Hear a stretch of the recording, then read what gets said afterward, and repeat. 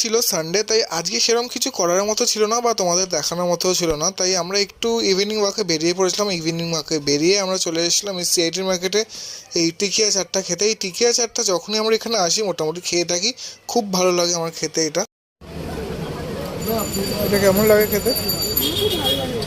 হুম,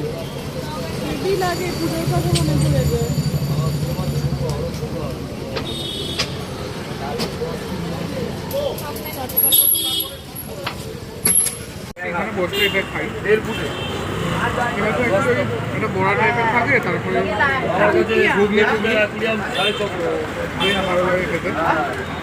Sunday বিকেলটা কিছু করার নেই, তো হাঁটতে হাঁটতে এসে গেলাম। এটা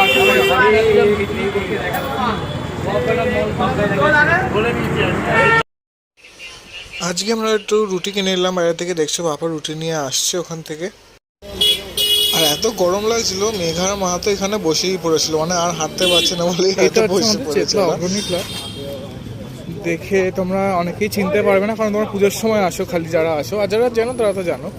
তো এটা হচ্ছে সেই অগ্রণী ক্লাব যেখানে কাতারে কাতারে লোকের ভিড় হয় পুজোর সময়। যেখান দিয়ে যাচ্ছি সেই রাস্তাটা তো একদমই মোটামুটি পুজোর সময় জনজোয়ারে ভাসে, আর এখন তো এমনি ফাঁকা, দেখে বুঝতে পারছো। যারা চিনতে পারছো তারা আমাকে জানিও কমেন্টে যে এই রাস্তায় তোমার অগ্রণীর সময় দেখেছো কিনা এই বাড়িগুলো।